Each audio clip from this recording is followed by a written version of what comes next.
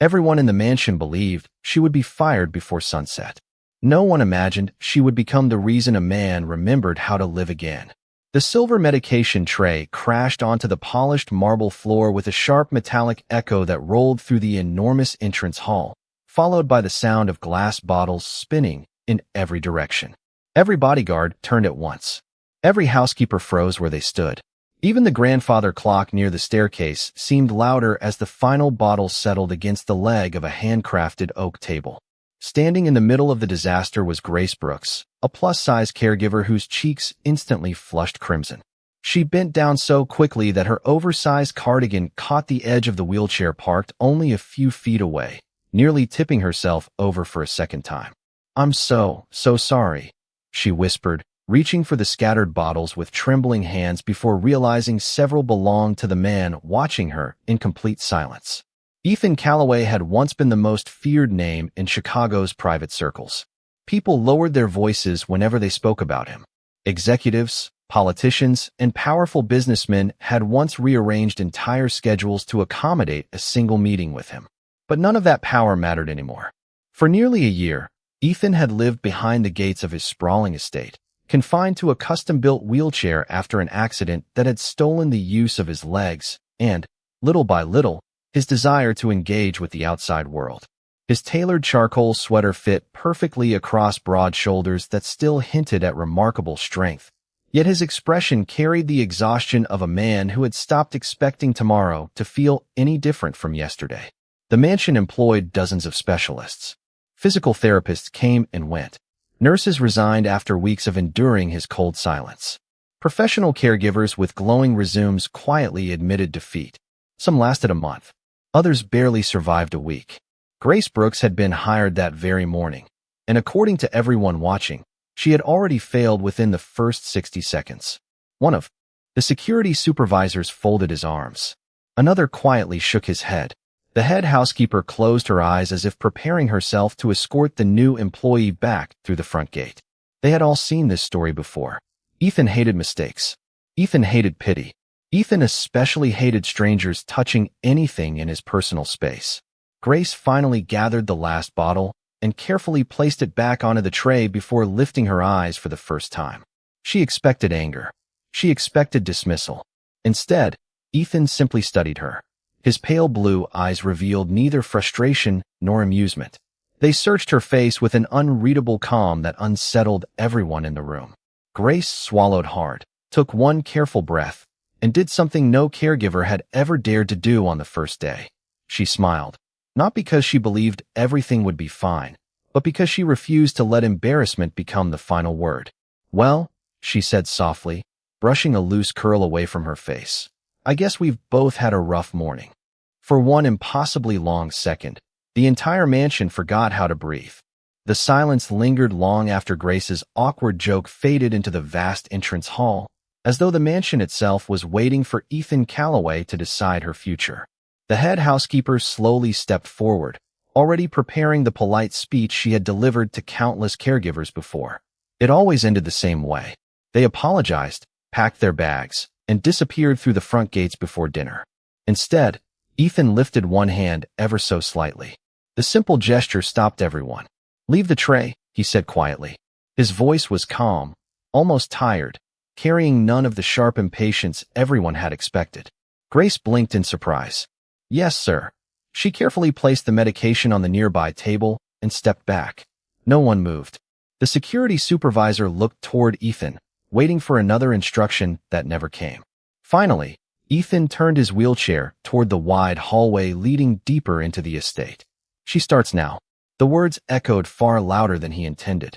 The staff exchanged confused glances as Grace hurried after him, still convinced someone would stop her before she reached the elevator. They never did. The private residence occupied nearly the entire second floor, where sunlight poured through towering windows overlooking acres of perfectly trimmed gardens. Expensive paintings lined the walls, but there was remarkably little warmth anywhere. Everything was immaculate, organized, and painfully quiet. Grace had worked in dozens of homes before, but she had never seen a place that felt so beautiful and so lonely at the same time. Ethan guided his wheelchair toward a library filled with dark walnut shelves stretching nearly 20 feet high. Hundreds of books stood untouched behind polished glass doors. A stone fireplace dominated one wall, though no fire had burned there in months. Grace noticed framed family photographs sitting on the mantel. Some had been turned face down. Others collected a thin layer of dust that no housekeeper dared disturb without permission. She quietly memorized the room, while Ethan watched her from across the polished hardwood floor. Most caregivers filled silence with endless questions. They asked about his condition, his therapy, his preferences, or worse, they apologized for things that could never be changed. Grace did none of those things. Instead, she walked toward the windows and gently pulled one curtain aside. Golden afternoon light spilled across the room, warming the leather furniture and revealing tiny floating specks of dust dancing through the air. "I hope that is all right," she said. It seemed like the sunshine wanted to visit. Ethan stared at her without answering. He had spent months avoiding daylight, convinced it only reminded him of everything happening outside these walls without him. Yet for reasons he could not explain, he did not ask her to close the curtains again. Grace smiled to herself before noticing a neglected houseplant sitting beside the window. Its leaves drooped toward the floor, dry and brittle from weeks without water. She picked up the watering can resting nearby and carefully gave the plant a slow drink. "Sometimes people forget the quiet things," she murmured. "They usually survive longer than anyone expects if someone remembers them in time." Ethan followed her gaze to the struggling plant. For the first time in many months, he wondered whether those words had been meant for the leaves or for the man sitting only a few feet away. The following morning began with soft rain tapping against the tall windows, wrapping the mansion in a quiet gray light that seemed to settle over every room like an old memory. Grace arrived before sunrise carrying a small notebook tucked inside her canvas bag, determined to learn every detail that could make Ethan's day a little easier. She found him already awake in the sunroom, staring beyond the gardens where rows of ancient oak trees disappeared into the morning mist. Neither of them spoke for several moments. Grace had learned something important during her first day. Ethan did not fear silence. He feared conversations that treated him like someone who had already disappeared. She quietly adjusted the blanket across his knees before reaching for the breakfast tray. The moment she lifted the teapot, her sleeve caught the handle. Warm tea splashed across the tablecloth instead of into the porcelain cup. Grace froze. She closed her eyes for half a second and let out a slow breath before grabbing a clean towel. "I promise I am much better at cleaning up mistakes than avoiding them," she admitted with an embarrassed smile. Ethan looked at the spreading stain without changing his expression. Before he could answer, the head housekeeper entered the room carrying a folder of medical schedules. She stopped immediately when she saw the wet tablecloth. "Grace," she sighed. "This is the third accident in less than 2 days." Grace nodded. "Yes, ma'am. The therapists keep everything organized because Mr. Calloway needs consistency." "I understand. Do you?" The question lingered in the room longer than expected. Grace lowered her eyes, carefully folding the soaked linen before replacing it with a fresh one. She never defended herself. She simply finished the task with steady hands. After the housekeeper left, Ethan finally spoke. Most people would have blamed the tray. Grace looked up. The tray did not make the mistake. Most people would also be making excuses by now. She shrugged gently. Excuses do not clean tables. For the briefest instant, something almost invisible softened around Ethan's eyes. It vanished so quickly that Grace wondered whether she had imagined it. Later that afternoon, she accompanied him through the indoor rehabilitation room, where polished hardwood floors reflected the soft overhead lights. Expensive equipment stood perfectly arranged, almost untouched. Ethan completed only a few movements before quietly asking to stop. Every previous therapist would have insisted he continue. Grace did not. Instead, she wheeled him toward the glass wall overlooking the gardens where 2 bright red cardinals landed on a stone fountain. "My grandmother always said those birds show up when people need hope," she said absent-mindedly. Ethan raised one eyebrow. "Do you believe that?" Grace smiled. "I believe hope has to land somewhere." They watched the birds flutter between the branches while rain slowly gave way to scattered sunlight. Across the hallway, 2 members of the household staff whispered to each other. They could not understand why the new caregiver was still there. She was clumsy. She was ordinary. She certainly did not fit the polished image expected inside the Calloway estate. Yet somehow, for the first time in nearly a year, Ethan had spent an entire afternoon without asking to be left alone, and no one in the mansion could explain why. By the end of the first week, the rhythm of the mansion had begun to change in ways no one could explain. The marble hallways still echoed with quiet footsteps. The clocks still marked every passing hour with perfect precision, and the gardens outside remained carefully maintained. Yet something invisible had shifted inside the enormous estate. Ethan noticed it before anyone else, although he would never have admitted it aloud. Mornings no longer felt endless. Afternoons no longer disappeared into silence. Grace filled ordinary moments with a kind of gentle honesty that demanded nothing from him. She never spoke to impress him. She never reminded him who he used to be. She simply treated him as though the man sitting in the wheelchair was still worthy of ordinary conversations. One afternoon, while organizing a bookshelf that had not been touched in months, Grace accidentally placed a history book upside down between two expensive leather editions. Ethan stared at the crooked spine for several seconds before speaking. "You alphabetized everything correctly except the one book that everyone notices first." Grace looked at the shelf, covered her face with one hand, and laughed at herself. "That sounds exactly like my life." Ethan tilted his head slightly. "How so?" She carefully fixed the book before answering. "I usually do 99 things right, and people remember the one thing that falls over." The words settled quietly between them. Ethan looked toward the floor, recognizing something painfully familiar inside that sentence.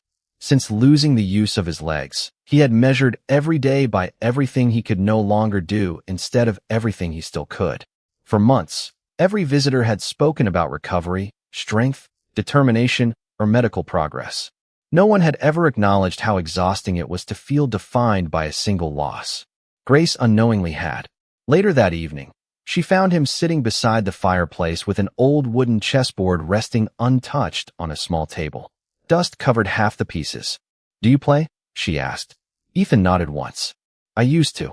Grace sat across from him without asking permission, studying the carved pieces with genuine curiosity. "I have never been very good," she admitted. "My grandfather always beat me in less than 10 minutes. Ethan rested one hand on a white pawn. "Then why keep playing?" Grace smiled as though the answer had always been obvious. "Because he smiled every time he won, and I liked seeing him smile." Ethan looked down at the chessboard again. Without another word, he moved the first pawn forward one square. Grace stared at it in surprise before moving her own piece with exaggerated concentration. 5 minutes later, she accidentally sacrificed her queen. 10 minutes after that, she confused two bishops. Ethan quietly corrected her mistakes without criticism. Nearly half an hour passed before either of them noticed the housekeeper standing silently in the doorway. She had never seen Mr. Calloway play chess with anyone since the accident. What surprised her even more was the sound that followed a few seconds later. It was not loud. It lasted only a moment. Yet everyone nearby stopped what they were doing when they heard it.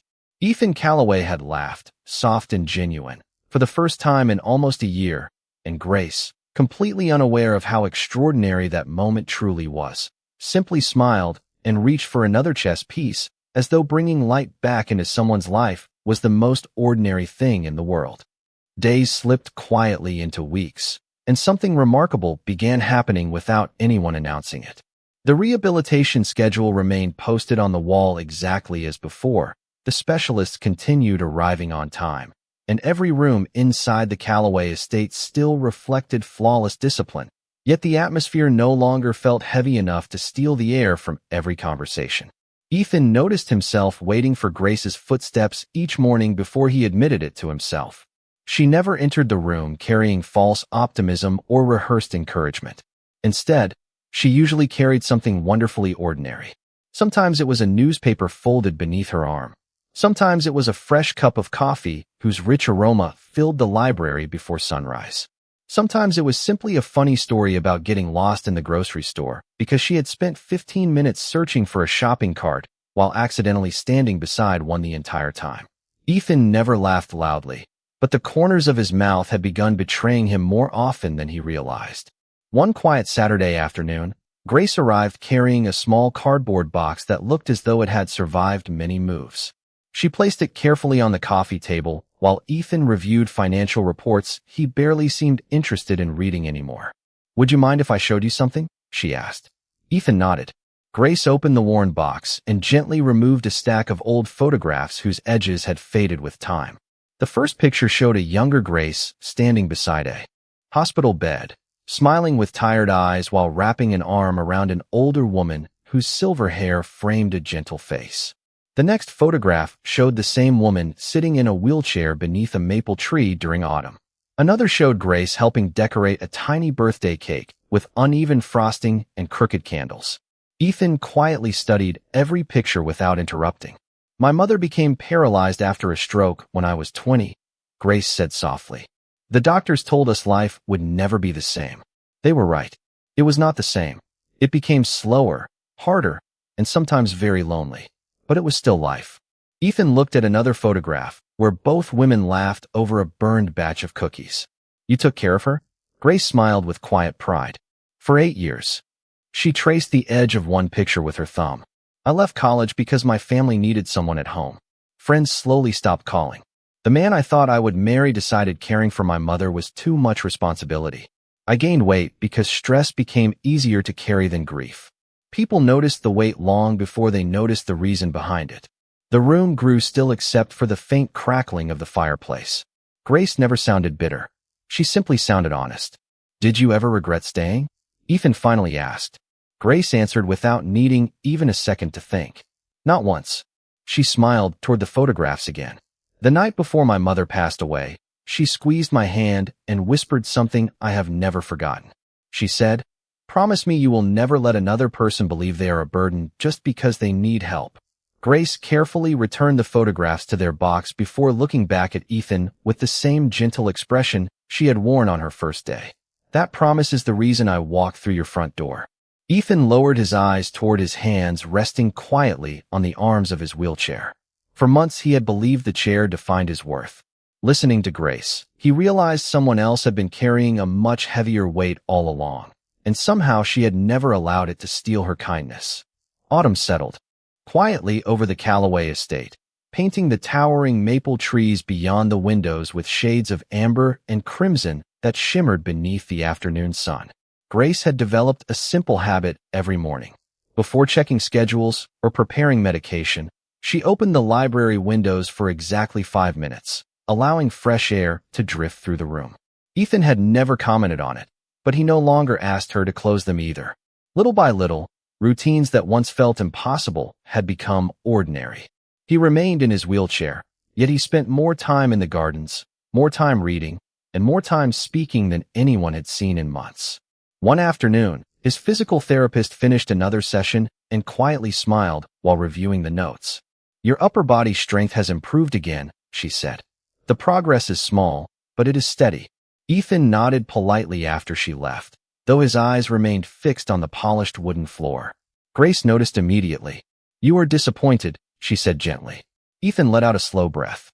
"Everyone keeps celebrating inches when I used to measure my life in miles." Grace walked toward the fireplace, where a basket of neatly stacked firewood rested beside the stone hearth. She picked up a single piece of oak and placed it carefully inside before turning back toward him. "Do you know why people build fireplaces one log at a time?" Ethan raised an eyebrow, but remained silent. "Because no one expects one piece of wood to warm an entire house," she answered softly. "The warmth comes from everything working together. One log, one spark, one moment after another." Ethan studied the quiet confidence in her voice. "You always have an answer." Grace laughed. "No, I just spent years learning that small victories deserve more respect than people give them." That evening, after dinner, Grace found Ethan sitting alone in the music room where an elegant grand piano overlooked the gardens. Dust covered several of the keys. "Do you play?" she asked. Ethan looked toward the instrument without moving. "My mother taught me when I was a boy." "Then why did you stop?" He remained silent for several seconds before answering. "Because after the accident, I convinced myself that if I could not stand beside the piano, I did not deserve to sit in front of it." Grace slowly walked across the room and gently lifted the piano cover. She pressed a single key. The clear note floated through the quiet mansion before fading into silence. "That note did not ask whether you were standing," she whispered. It simply asked someone to play the next one. Ethan looked at the keyboard for what felt like an eternity. Then, almost cautiously, he rolled his wheelchair closer. His fingers rested above the ivory keys, hesitant at first, before pressing a familiar chord. The sound was imperfect. His hands trembled slightly, and one note rang softer than the others. Grace said nothing. She simply listened. Another chord followed. Then another. Memories seemed to awaken inside the room itself as music replaced months of silence. Staff members passing through the hallway slowed their steps, exchanging astonished glances. No one had heard the piano since before Ethan's life had changed. When the final note faded into the evening air, Ethan remained motionless, staring at his own hands. I thought I had lost this, he admitted quietly. Grace smiled with gentle certainty. You did not lose it. You simply stopped believing it was waiting for you. For the first time since the world around him had grown unbearably quiet, Ethan realized that healing had never been asking him to become the man he used to be. It had been patiently teaching him how to become the man he still could be. The first snow of the season arrived quietly, covering the sprawling gardens outside the Callaway estate with a blanket of white that reflected the early morning sunlight like polished crystal. Grace stood beside the kitchen window, watching tiny flakes drift through the cold December air while preparing Ethan's breakfast exactly the way he now preferred it. Fresh fruit, scrambled eggs, black coffee, and the newspaper folded open to the business section. Months earlier, he had ignored every headline. Now he actually read them. It was a small change, but everyone inside the mansion had begun measuring miracles differently. As she wheeled his breakfast into the sunroom, Ethan was already dressed, sitting straighter than before with a notebook resting on his lap. Several pages were filled with handwritten ideas for rebuilding projects, charitable foundations, and scholarships for families caring for relatives with disabilities. Grace noticed the notes without saying a word. Ethan followed her eyes and almost looked embarrassed. I suppose I have been thinking more lately. Grace smiled while setting his coffee beside him. That is what hope usually does. It gives people something worth planning for. Ethan looked out toward the snowy gardens. For a long time I believed I had nothing left to offer anyone. Grace gently pulled one chair closer and sat beside him instead of standing over him. Do you know what I see? She asked. Ethan shook his head. I see a man who still changes every room he enters. The difference is that now people feel peaceful instead of afraid. The words lingered in the warm morning light. Before Ethan could answer, the estate manager entered carrying several folders with a concerned expression. Sir, he said carefully, some members of the executive board have requested another meeting.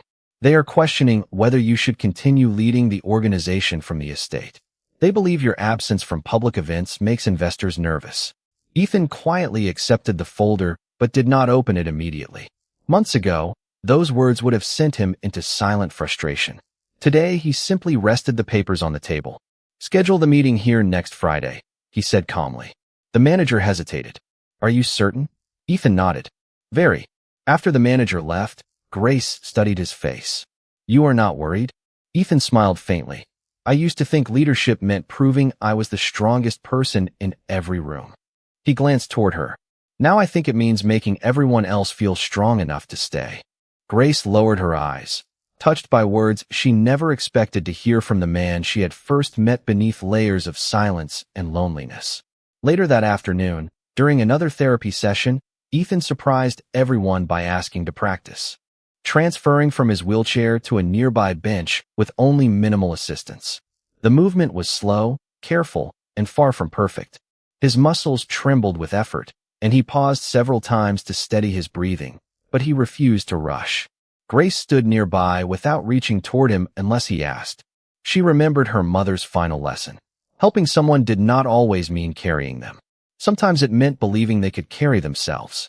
After several determined minutes, Ethan completed the transfer successfully. The room remained completely still before the therapist quietly smiled. It was not the distance he had moved that mattered. It was the confidence returning to his eyes. As Ethan looked through the tall windows at the snow-covered grounds, he realized the hardest journey had never been measured in feet or miles. It had been measured in the courage to believe that tomorrow still deserved to be welcomed. Friday arrived wrapped in bright winter sunlight that poured across the marble floors of the Callaway estate, transforming the grand entrance into a sea of gold and white reflections. Luxury vehicles slowly rolled through the front gates one after another as members of Ethan's executive board gathered for the meeting he had personally requested. They entered with polished smiles, expensive coats, and carefully guarded expressions, but behind every greeting lingered the same unanswered question. Could the man they once followed still lead them into the future?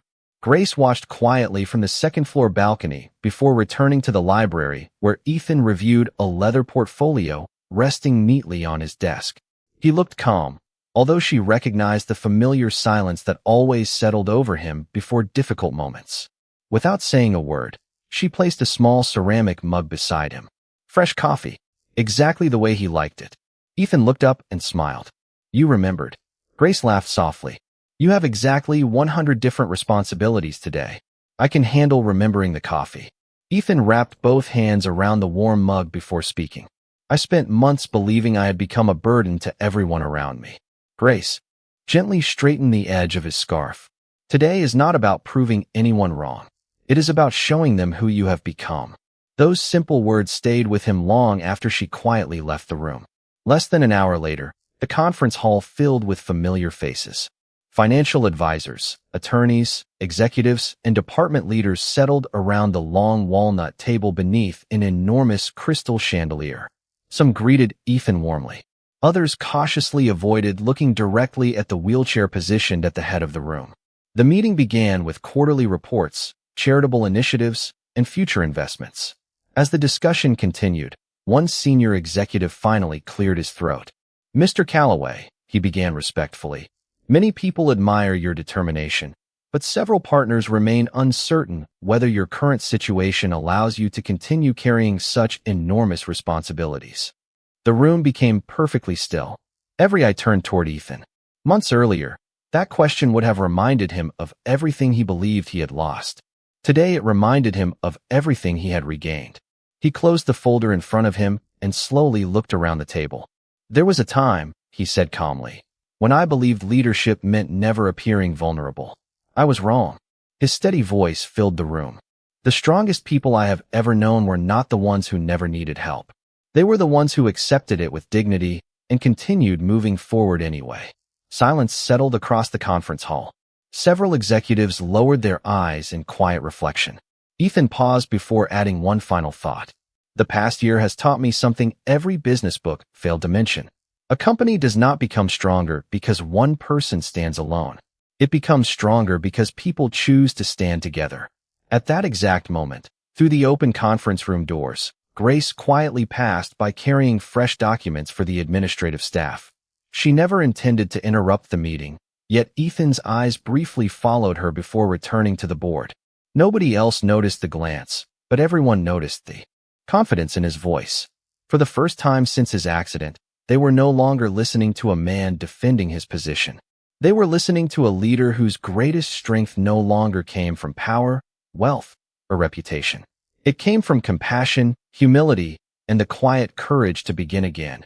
And somewhere beyond the conference room windows, sunlight reflected across the snow as though the entire estate had been patiently waiting for that moment to arrive. Spring arrived almost unnoticed, replacing snow with emerald lawns and flowering dogwoods that lined the long driveway of the Calloway estate. The mansion no longer felt like a monument to isolation. Laughter occasionally drifted through the halls. Music returned to the piano room on quiet evenings. The library windows remained open every morning for 5 minutes, just as Grace had done since her very first week, and no one questioned the tradition anymore. On a bright Saturday afternoon, dozens of guests gathered inside the grand ballroom for the annual foundation banquet Ethan had decided to host after months of planning. Business leaders, community volunteers, physicians, rehabilitation specialists, and families caring for loved ones filled the elegant room beneath crystal chandeliers that scattered warm light across polished marble floors. At the front of the ballroom stood a simple wooden podium beside a large banner announcing the launch of the Calloway Family Care Initiative, a program created to provide financial assistance and practical support for caregivers across the country.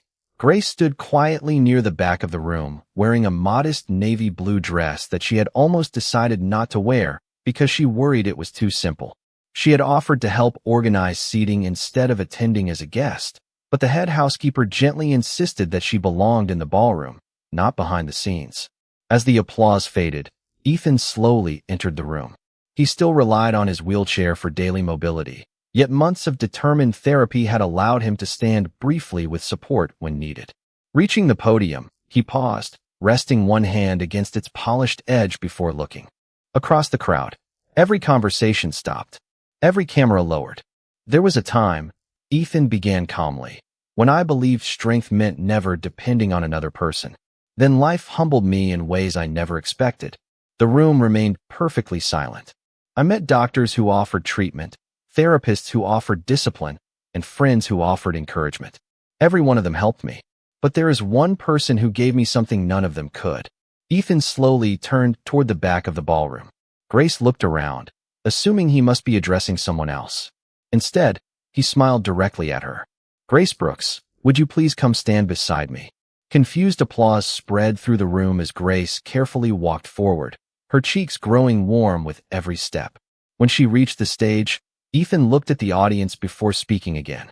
Many people first noticed Grace because she was clumsy. Some noticed that she did not fit society's impossible standards. Others assumed she would never last a week in this house. He paused as several members of the staff quietly lowered their eyes. I noticed something different. I noticed a woman who never measured a person's value by what they could no longer do. She reminded me that dignity does not disappear when life becomes difficult. She reminded me that kindness can rebuild what fear cannot. Grace's eyes filled with tears she had tried so hard to hide. Ethan gently reached for her hand. "This foundation exists because one caregiver refused to let me believe I was a burden. If my life has become meaningful again, it is because someone ordinary chose to stay when walking away would have been easier."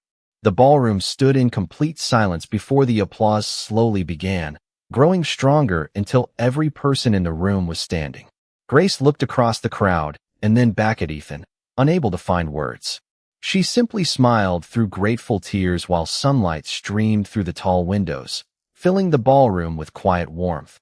And in that unforgettable moment, everyone present was reminded that true greatness is never measured by power, appearance, or position, but by the simple courage to help another person believe in tomorrow again.